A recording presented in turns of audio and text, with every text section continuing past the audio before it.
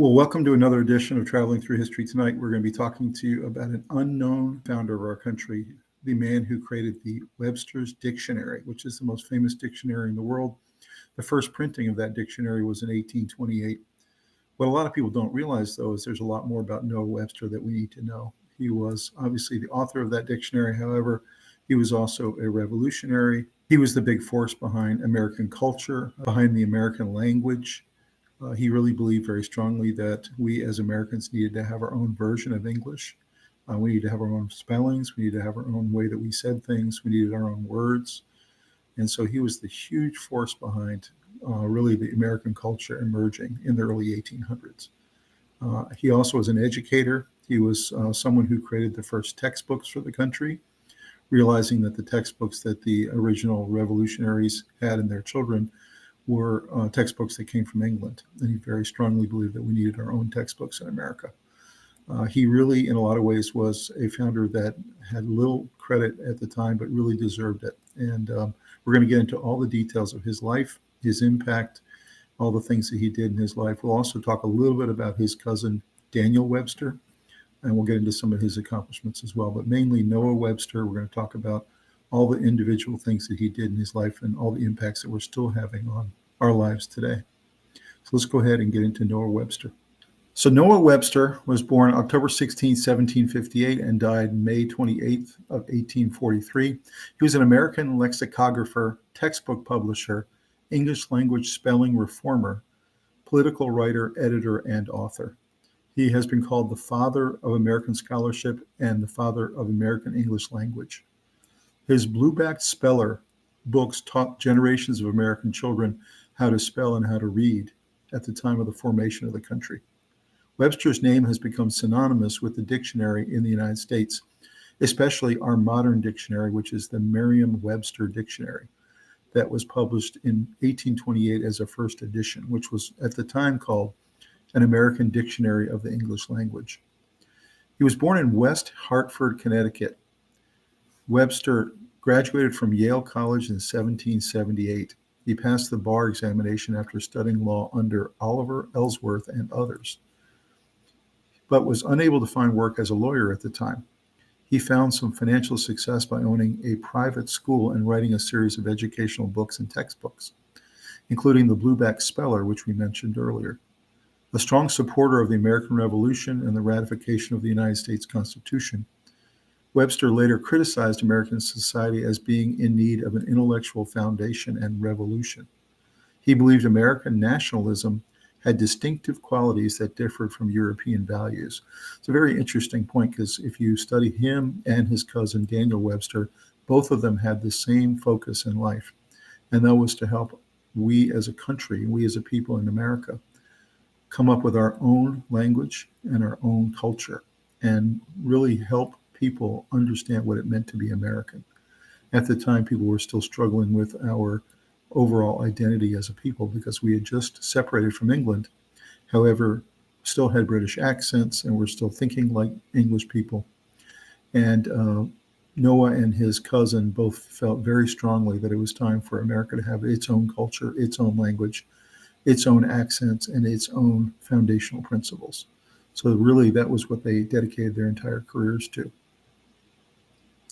In 1793, Alexander Hamilton recruited Webster to move to New York City and become an editor for the Federalist Party newspaper. He became a prolific author, publishing newspaper articles, political essays, and textbooks at the time. He returned to Connecticut in 1798 and served in the Connecticut House of Representatives. Webster founded the Connecticut Society for the Abolition of Slavery in 1791, but later became somewhat disillusioned with the abolitionist movement. In 1806, Webster published his first dictionary, which was the Compendious Dictionary of the English Language. So this was a full 22 years earlier than his Webster's Dictionary. The following year, in 1807, he started working on an expanded and comprehensive dictionary, and he finally published it 21 years later in 1828. He was influential in popularizing in certain American spellings. He played a role in advocating for copyright reform. It was the real driving force behind copyright law becoming as big as it is today. He contributed to the Copyright Act of 1831, which was the first major statutory revision of U.S. copyright law. Interestingly enough, his cousin Daniel was in the U.S. Senate at the time, representing Massachusetts. And Daniel Webster introduced Noah Webster's bill on the Senate floor, and it ended up becoming law, the new copyright law of the land. While working on his second volume of his dictionary, Webster died in 1843, and the rights to the dictionary were acquired by George and Charles Merriam, which is where the Merriam-Webster dictionary comes into its impact. So Merriam-Webster now is because George and Charles Merriam purchased Webster's dictionary. In terms of his early life in the Noah Webster House in Western Hartford, Connecticut, during the colonial era, he was born into an established family, and the Noah Webster House continues to highlight his life and serves as the headquarters of the West Hartford Historical Society. His father, Noah Sr., was a descendant of Connecticut Governor John Webster. His mother, Mercy Webster, was a descendant of Governor William Bradford of Plymouth Colony. So pretty interesting that his mother was descended directly from one of the original settlers in Plymouth. His father was primarily a farmer, though he was also a deacon at the local Congregational church. He was also captain of the town's militia and a founder of the local book society. Webster's father never attended college, but he was intellectually curious and prized education to the hilt. Webster's mother spent long hours teaching her children spelling, mathematics, and music. At age 6, Webster began attending a dilapidated one-room primary schoolhouse built by West Hartford's Ecclesiastical Society. Years later, he described the teachers as the dregs of humanity and complained that the instruction was mainly in religion. Webster's experiences have motivated him to improve the educational experience for future generations, which is what he dedicated his entire career to. At age 14, his church pastor began tutoring him in Latin and Greek to prepare him for entering Yale College. Webster enrolled at Yale just before his 16th birthday, and during his senior year studied with Ezra Stiles, who was Yale's president. He was also a member of the Brothers of Unity, a secret society at Yale. His 4 years at Yale overlapped the Revolutionary War, and because of food shortages and the possibility of British invasion, many classes were held in other towns. Webster served in the Connecticut militia as well during this time. His father mortgaged the farm to send Webster to Yale, but after graduating, Webster had little contact with his family. Webster lacked clear career plans after he graduated from Yale in 1779, later writing that a liberal arts education disqualifies a man for business. He taught school briefly in Glastonbury, but the working conditions were so harsh and pay so low that he resigned to study law. While studying law under future Supreme Court Justice Oliver Ellsworth, Webster also taught full-time in Hartford, a grueling experience that ultimately proved unsustainable. He quit the legal studies for a year and lapsed into a Great Depression.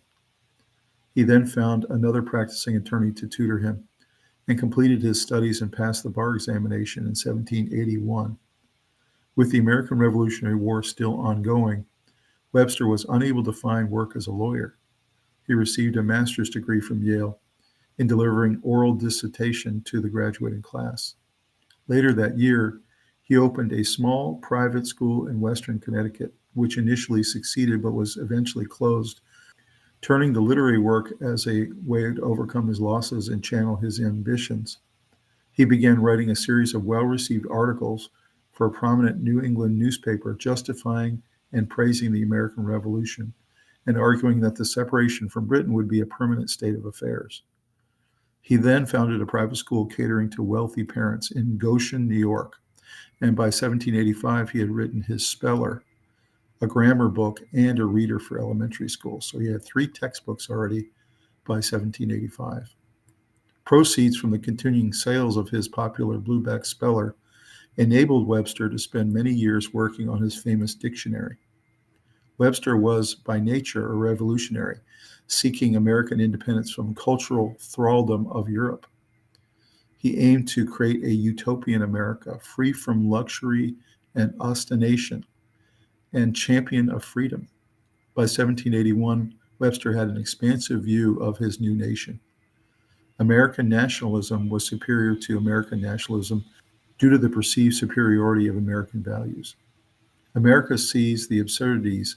She observes the kingdoms of Europe disturbed by wrangling sectaries, or their commerce, population, and improvements of every kind cramped and retarded, because the human mind, like the body, is fettered and bound fast by the cords of policy and superstition. She laughs at their folly and shuns their errors. She founds her empire upon the idea of universal toleration. She admits all religions into her bosom. She secures the sacred rights of every individual, and she sees 1,000 discordant opinions live in the strictest harmony. It will finally raise her to a pitch of greatness and luster, before which the glory of ancient Greece and Rome shall dwindle to a point, and the splendor of modern empires fade into obscurity. So you can see he really had an incredible view of what America could become. He believed that this incredible place of individual freedom, of all religions living under one flag, of everyone living together in harmony, even with 1,000 different opinions, that all of that would bring America to being the greatest empire of all. Webster dedicated his speller and dictionary to providing an intellectual foundation for American nationalism. From 1787 to 1789, Webster was an outspoken supporter of the new Constitution. In October 1787, he wrote a pamphlet entitled An Examination into the Leading Principles of the Federal Constitution proposed by the late convention held at Philadelphia. He published it under a pen name, A Citizen of America. The pamphlet was influential, particularly outside of New York State. In political theory, Webster emphasized widespread property ownership, a key element of federalism. He was also one of the few early American thinkers who applied the theories of the French theorist Jean-Jacques Rousseau in America. He heavily relied on Rousseau's social contract while writing sketches of American policy, one of the earliest widely published arguments for a strong central government in America. He also wrote 2 fan fiction sequels to Rousseau's Emile and included them in his Reader for schoolchildren. Webster's Reader also contained an idealized word portrait of Sophie, the girl in Rousseau's Emily. And Webster used Rousseau's theories in Emily to argue for the civic necessity of broad-based female education. So he was very pro-female, very pro-females getting educated. Noah Webster married Rebecca Greenleaf on October 6, 1789 in New Haven, Connecticut, and they had 8 children. Webster joined the elite in Hartford, Connecticut, but he did not have substantial financial resources like the rest of them. In 1793, Alexander Hamilton lent him $1,500, which today would be around $34,000, to move to New York City and to edit the leading Federalist Party newspaper. In December, he founded New York's first daily newspaper, American Minerva, which was later renamed the Commercial Advertiser. He edited that paper for 4 years, writing the equivalent of 20 volumes of articles and editorials. He also published the semi-weekly publication, the Herald Gazette, later known as the New York Spectator. As a Federalist spokesperson, Webster defended the administrations of George Washington and John Adams, especially their policy of neutrality between Britain and France. He especially criticized the excesses of the French Revolution and its reign of terror. When French ambassador Citizen Guénaud set up a network of pro-Jacobin democratic Republican societies that entered American politics and attacked President Washington, he condemned them publicly via the written word. He later defended Jay's treaty between the United States and Britain.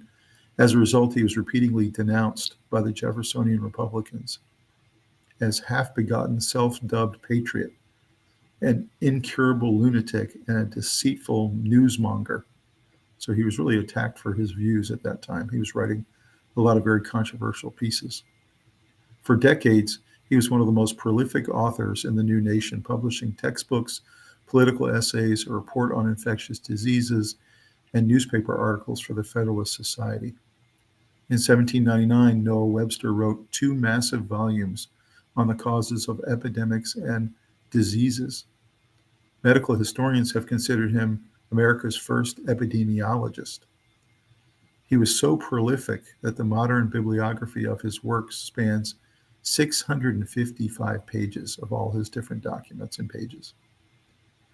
He moved back to New Haven in 1798 and was elected as a Federalist to the Connecticut House of Representatives. Webster was elected as a Fellow to the American Academy of Arts and Sciences in 1799. And then in 1812, he moved to Amherst, Massachusetts, where he helped to found Amherst College. In 1822, his family moved back to New Haven, where Webster was awarded an honorary degree from Yale the following year. In terms of the various school books that he wrote, he was, as we said earlier, very dissatisfied with American elementary schools and education. They were overcrowded with up to 70 children in a room. They suffered from poorly paid staff, lacked desks, used unsatisfactory textbooks imported from England. Webster thought Americans should learn from American books, so he began writing the 3-volume compendium, or Grammatical Institute of the English Language. The work consisted of a speller, a grammar teacher, and a reader. The aim was to provide a uniquely American approach to education. His most important improvement, he claimed, was to rescue our native tongue from the clamor of pedantry that surrounded English grammar and pronunciation. He complained that the English language had been corrupted by the British aristocracy, which set its own standard for proper spelling and pronunciation.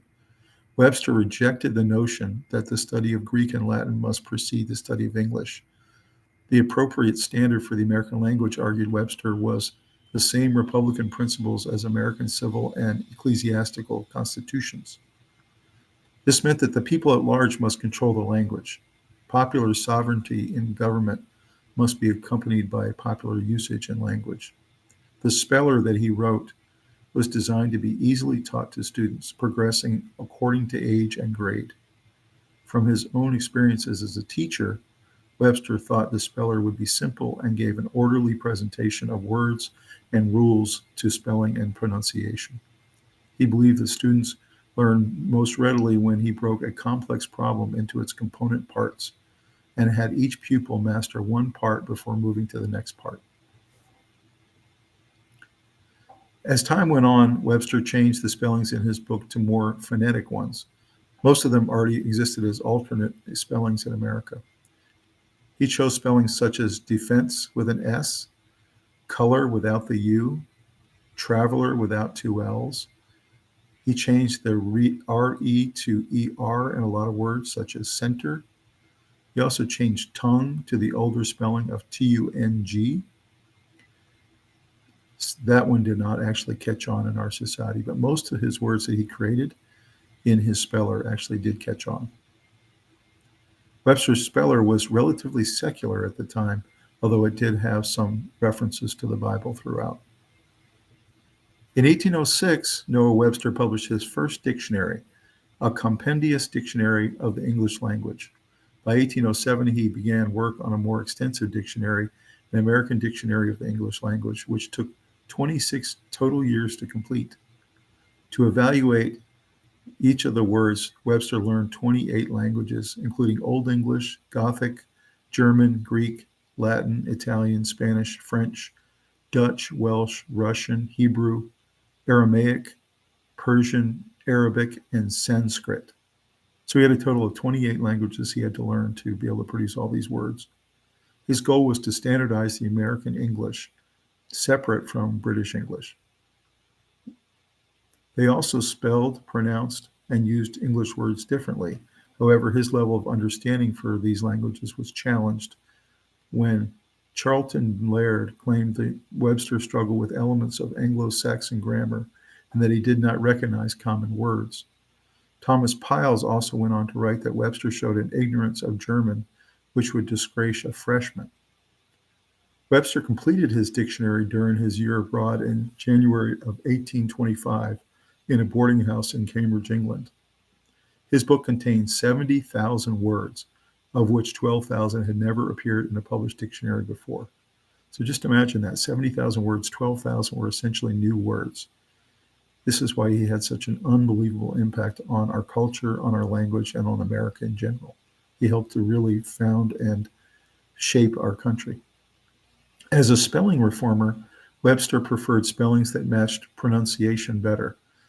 In A Companion to American Revolution, John Algeo notes, it is often assumed that characteristically American spellings were invented by Noah Webster. He was very influential in popularizing certain spellings in America, but he did not originate all of them. Rather, he chose already existing options, such as center or color or check, on which grounds as simplicity, analogy, or etymology.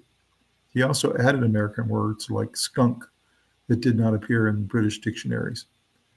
At the age of 70, Webster published his dictionary in 1828 and registered the copyright on April 14th of 1828. Despite its significant place in history of American English, Webster's first dictionary sold only 2,500 copies. He was forced to mortgage his home to develop a second edition, and for the rest of his life, he had debt problems. In 1840, the second edition was published in 2 volumes. On May 28th of 1843, a few days after he had completed making more specific definitions to the second edition, and with much of his efforts with the dictionary still unrecognized, Noah Webster died. His last words were, "I'm entirely submissive to the will of God." The rights to his dictionary were acquired by Charles and George Merriam in 1843 from Webster's estate, and all contemporary Merriam-Webster dictionaries trace their lineage to that of Webster. Although many others have adopted his name, attempting to share in popularity, he is buried in New Haven's Grove Street Cemetery. Webster's paradoxical views on language and politics explain why his work was initially poorly received. Culturally conservative Federalists denounced the work as radical, too inclusive in its lexicon. Meanwhile, Webster's old foes, the Republicans, attacked the man, labeling him mad for such an undertaking. Scholars have long seen Webster's 1844 dictionary to be an important resource for reading the poet Emily Dickinson's life and work.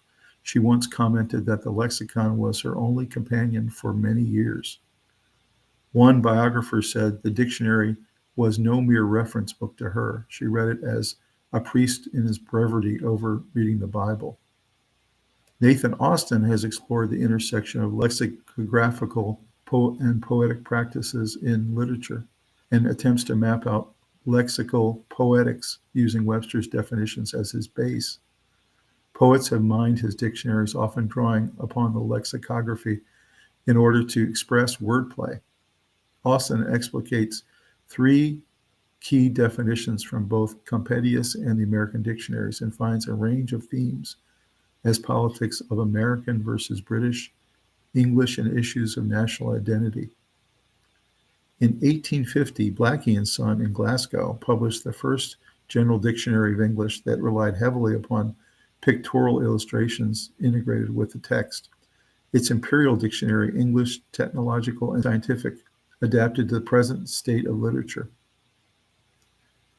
In his early years, Webster was a free thinker, but in 1808 he became a convert to Calvinistic orthodoxy and therefore became a devout Congregationalist who preached the need to Christianize the nation.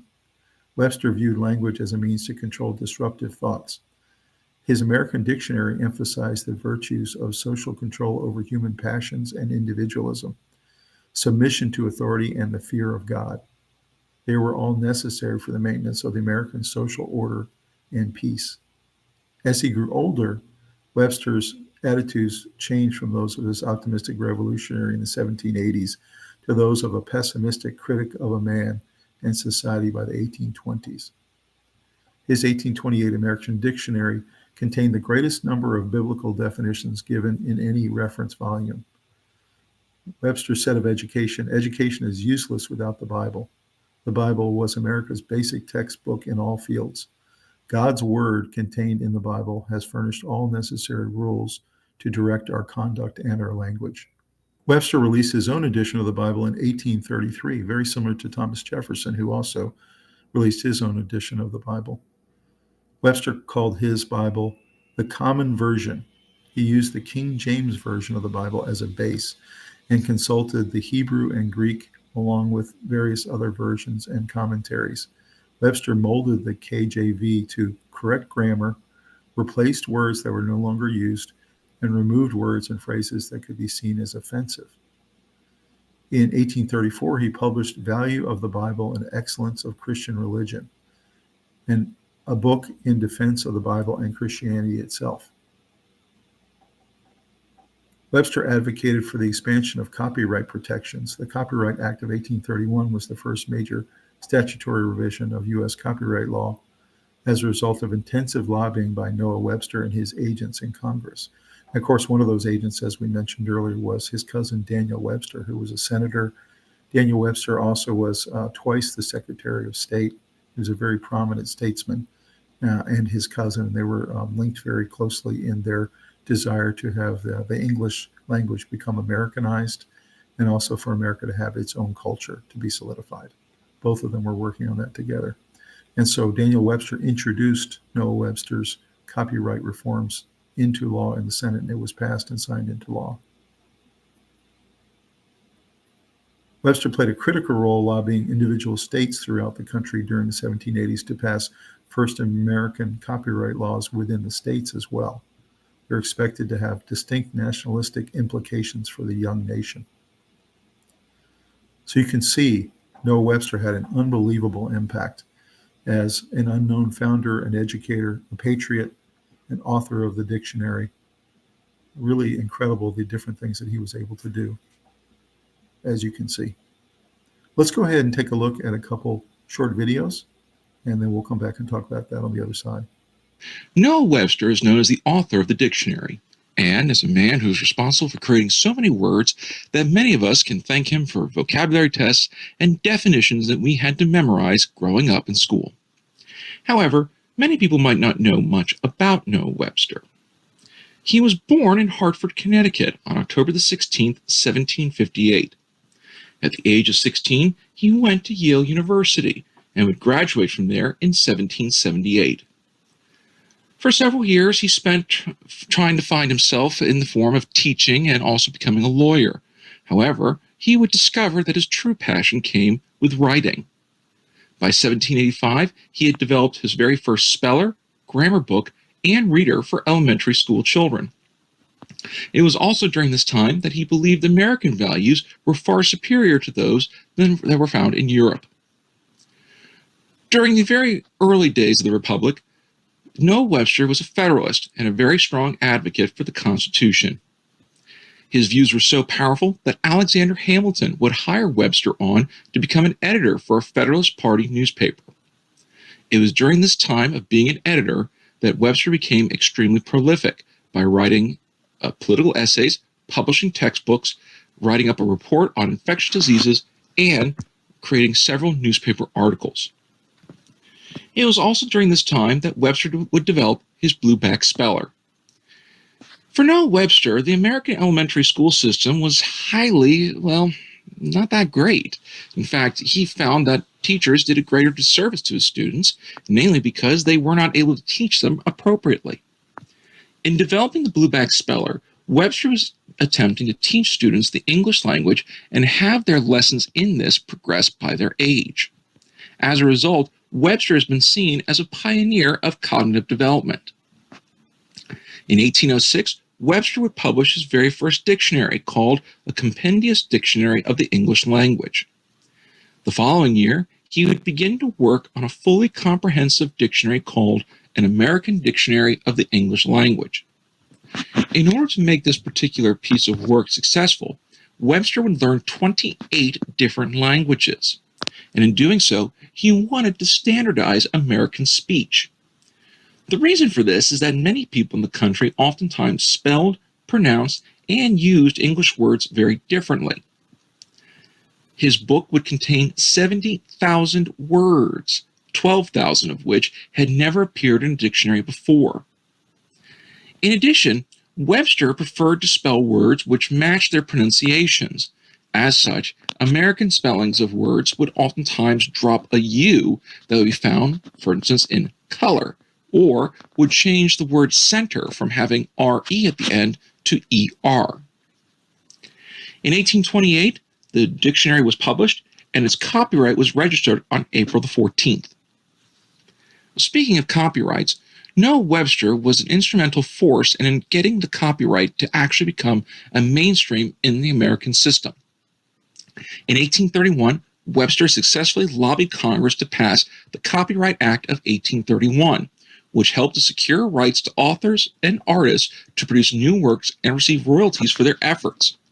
Prior to this, if an author were to publish something, there's no promise that the publisher would actually give them what was rightfully theirs. Webster would begin to work on a second volume of his dictionary. However, in 1843, he passed away, and as such, his work, while almost completed, would then be obtained by a different group of people. The rights to the dictionary were acquired by George and Charles Merriam, and from that point forward, the dictionary was referred to as the Merriam-Webster Dictionary, recognizing that Noah Webster had begun the process, but the Merriam brothers were the ones that finished it. To pay respects to Noah Webster, one should go to New Haven, Connecticut to visit his grave. Noah Webster was born on October 16, 1758 in West Hartford, Connecticut. His family was typical of colonial times. His father was a farmer and weaver, and his mother was a homemaker. Noah and his brothers helped their father with farm work, while his mother and sisters cooked, cleaned, and made clothes for the family. During colonial times, few people went to college, but Noah's parents gathered up all the money they could just to send him. In 1774, 16-year-old Noah left for New Haven, Connecticut to attend Yale, Connecticut's only college. After he graduated in 1778, Noah decided that he wanted to study law. Unfortunately, his parents could not manage to pay for more schooling, so Noah had to pay for it himself. Noah began teaching school in 3 towns in Connecticut to save enough money for law school. While Noah was teaching, he realized that he did not like the way schools were run in America. Schoolhouses were often crowded, had little resources, hired inexperienced teachers, and their out-of-date textbooks were from England. Noah believed that because America was no longer under English control, Americans should write and learn from their own textbooks. He believed so strongly in this that he wrote his own textbook in 1783 called A Grammatical Institute of the English Language. This textbook was used for 100 years to teach children language arts. Noah was also a political journalist. He established the American Magazine in New York City and held the position of editor at New York City's first daily newspaper, called the American Minerva. Noah also published several political pamphlets about slavery, nations' rights, and Federalist ideals. However, in 1789, Noah's main goal became to improve American English. Noah continued to write textbooks for schools, but now he had a new project, creating the first American dictionary. Noah thought that all Americans should pronounce, spell, and use words in the same way. In Noah's dictionary, he changed some spellings of English words into American versions like color, changed to color. Not only did he change spellings, he also added American words to the dictionary like squash and skunk. In 1828, 27 years after he began writing, Noah was finally finished with his masterpiece, an American Dictionary of the English Language. Years later, in 1841, a second edition was created and became known as Webster's Unabridged Dictionary. Many conservative people of Noah's time were alarmed by its altered spellings, usage, and pronunciation, as well as the new American words it included. 4 years after Noah's death in 1843, the rights of his dictionary were sold to George and Charles Merriam, 2 printers from Massachusetts. Despite being criticized by some, at the time of his death, Noah Webster was considered an American hero. Although his original dictionary has been through countless revisions, Merriam-Webster's dictionaries still remain dominant on bookstore shelves almost 200 years later. Noah Webster, the father of American scholarship and education, and whose name is synonymous with dictionary, made many important contributions to education and learning. His blue-backed speller was used to teach spelling and reading for 5 generations. After 27 years of work and research, Webster published his famous 1828 American Dictionary of the English Language at the age of 70. Although we know him best for his speller and dictionary, he is also one of the most prolific authors in America, publishing a variety of textbooks, essays, and newspaper articles. Webster recognized that words and language were strongly linked to and directed ideas and thought, not just for secular ideas, but also in the realm of faith. He considered that education was useless without the Bible, and in his 1828 American Dictionary, it contained the greatest number of biblical definitions given in any reference volume. He knew that linguistic forms and the thoughts carried by them could shape a person's behavior, and with a clearly defined language, he could thereby promote and improve the young nation of America. He recognized the connection that clear ideas and clear thinking promote discernment. And here we find him appealing to logic, Isaac Watts' logic in particular. From a child, Noah Webster, as most colonists in early America, was very familiar with Watts' hymns, rich with language and thought. Webster graduated from Yale in 1778, where Isaac Watts' logic was used as the textbook for teaching logic. It shouldn't surprise us then that in his monumental 1828 dictionary, when defining logic, he starts by quoting Isaac Watts for the definition of logic, and then quotes him again further down, reinforcing his first quote. Who better to recognize and acknowledge Isaac Watts' emphasis on discernment and clear thinking than the father of American scholarship and education, Noah Webster? And yet it does not end there. In 1839, Webster published his Manual of Useful Studies. In the preface, Webster, a former schoolteacher himself, laments that many students often learn what they don't need, and they don't learn what they do need. He then presents 20 subjects which he considers needful. Again, it should not surprise us then that this great educator included a chapter on logic and clear thinking. Noah Webster and Isaac Watts were both educators in the realm of discernment, thoughts, ideas, and true definitions. It does much credit to the authority and scope of Isaac Watts' work and subject to be acknowledged by such an influential figure as Noah Webster. So many interesting things there to talk about, especially that last little bit there about his connection with Isaac Watts, who he studied under and learned a lot about discernment and about logic and how important that was, and that he ended up adding that to his textbooks and his other publishings that he was gearing towards American school children and even high school students. And so that was very interesting there. You noticed during his life the number of publications that he wrote, as we heard when you look in the bibliography of Noah Webster. There was 655 pages worth of all of his articles, his textbooks, his spelling, his blue-black speller, his dictionaries. So we're talking about one of the most prolific writers in our history. One of the reasons that he was an unknown founder or little-known founder was because he really kind of preferred to operate behind the scenes. But if you think about it, even though many times he was writing under a pseudonym, he was writing very influential things during the time of formation of the country.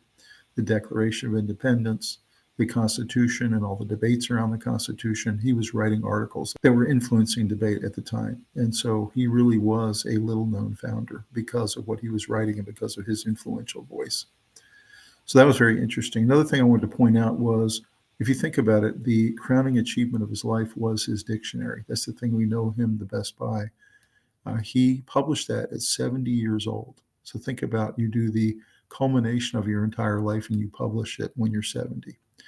Unfortunately, he wasn't able to see the second edition of his Webster's Dictionary come out, although the Merriam family, after they bought it, did publish it. And of course, we still use Webster's Dictionary even today. In terms of some of the other contributions he had, the English language would never be the same in America if it were not for Noah Webster. The culture, he was a relentless advocate for American culture being separate from England and from Europe, and that it was distinct and it was superior because of American morals and values. So he was a huge proponent behind that and a big driving force behind the culture and the language, as you can see. In some ways, that was almost more important than the guns that were fired on revolutionary days against the British, because if we didn't have the American culture and language, we wouldn't be the same country we are today. So let's go ahead and take a look at 10 interesting facts about Noah Webster you might not know. Number one, during his first career as a school teacher at the time of the American Revolution, Webster was concerned that most of his students' textbooks came from England. So in 1783, he published his own American text, A Grammatical Institute of the English Language. The Blue-backed Speller, they used to call it. It was popularly known as the Blue-backed Speller. Went on to sell nearly 100 million copies over the next century and became the standard for spelling in the country. So just think about this guy was essentially the founder and father of the English language in America.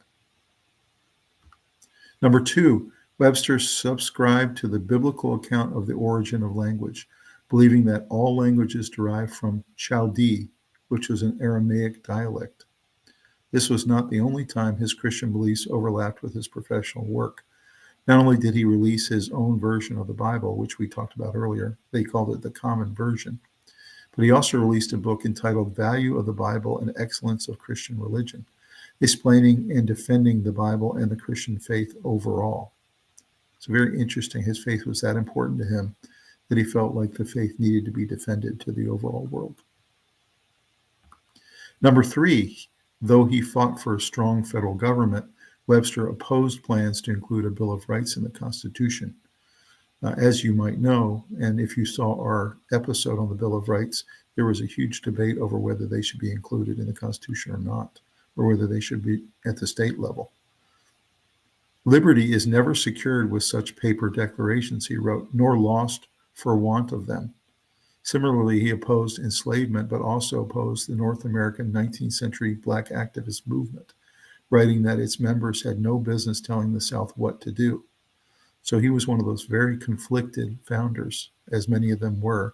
He actually was imposed and found slavery very disgusting, but also wouldn't do anything about it and wanted to leave the Southerners to make their own decisions. Number four, even though he himself was inspired by Thomas Dilworth's Guide to English Tongue of 1740 and Samuel Johnson's Dictionary of the English Language in 1755, Webster fought vigorously to protect his own work from plagiarists. His efforts led to the creation of the first federal copyright laws in 1790. As we mentioned earlier, his cousin Daniel Webster helped him get it over the finish line in Congress. Even more significantly, his lobbying was behind the Copyright Act of 1831, the first major update to federal copyright law, which extended periods of copyright and expanded the list of works eligible for copyright protection. So he really was, in a lot of ways, also the father of copyright law in the United States. So you can see he and his work created so many different avenues for America as it developed. Number five, in 1793, he founded one of New York City's first newspapers, the American Minerva, which he edited for 4 years. His move to New York and his subsequent editorial career had significant political ties.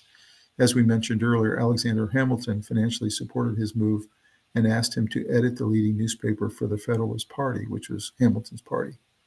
He became a leading spokesman for the Federalist Party, supporting the governments of Washington and Adams, and making enemies among Thomas Jefferson's camp during the Third Administration.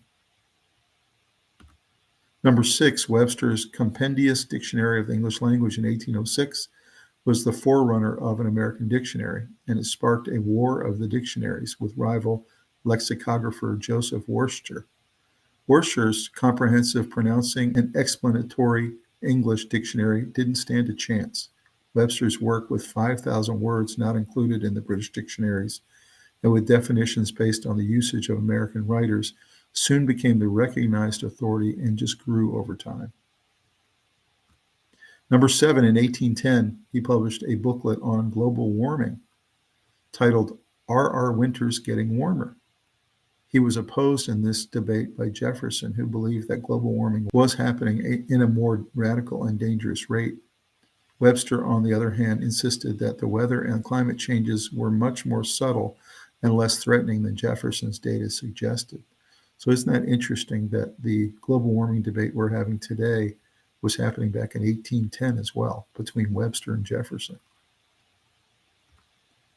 Number eight, although Webster is credited for introducing such distinctive American spellings as color, humor, and center in his dictionary, many of his innovative spellings, including machine, for machine or young for young failed to catch on.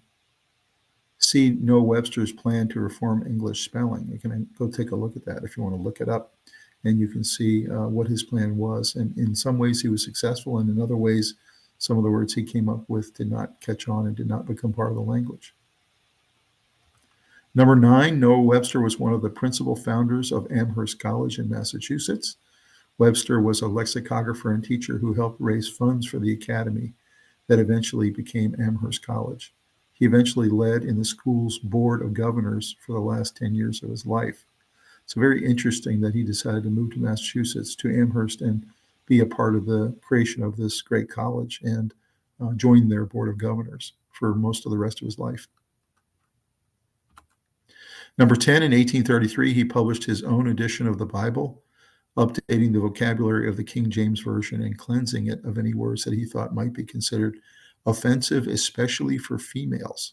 So really interesting. He was so protective of women that he felt like he needed to scrub the Bible overall for women's reading. He believed very strongly in the protection of women and their virtue. So interesting that he felt that way. Taking a look at a lot of the great books that are out there for you to read if you want to learn some more about Noah Webster, this great man who was an unknown founder and did so many things in our society that are still having impact today. You can see a lot of these are either books that he wrote, the American Dictionary of English Language. Of course, today it's Merriam-Webster Dictionary, the American Spelling Book, or the Blueback Speller, which was so famous. You can still get a copy of it today. The great book that precipitated this episode tonight is The Forgotten Founding Father. You see that there by Joshua Kendall. It's really the preeminent book on Noah Webster and his obsession and creation of American culture and language. And my father actually gave me this book. Thank you, Dad, for that. And was really why I got interested in Noah Webster in the first place. So I would recommend that book very much, The Forgotten Founding Father. Some other great books here on the bottom there. Noah Webster, Master of Words, Early American History. There's a whole book about Noah Webster and what he wrote about American history and what was his take on it. The Elementary Spelling Book. It's really interesting to look back to that in the late 1700s, early 1800s, on the way they were spelling things, some of which carries to today and some does not. And then there's a really good book there by Harlow Unger about the life of Noah and the times of Webster, the American Patriot. Really good book as well. I scrolled through that, and there's a lot of interesting stuff in there that really focuses on his early life and how he came to love education so much. So hopefully you learned a lot about Noah Webster tonight, about the 10 interesting facts about his early life, his history, all the incredible publications he's put into our society and that he created that became the founding of our country, the founding of our language, of our culture. We never would be the country we are today without Noah Webster. So hopefully you learned a lot about that and learned about him, and you want to dig some more into his life and into his history and his contributions to our society. Really a fascinating man, and there's just so much to learn about himself and even his cousin Daniel Webster as well. Very fascinating statesman on his own. So please like this video and subscribe to the channel, and drop us a comment about Noah Webster, what you know about him, what you'd love to learn about him. And also drop us a comment on maybe a future individual you want us to focus on in traveling through history in the future episodes. Thank you very much for looking at this program tonight. We hope you love history as much as we do. Have a great evening.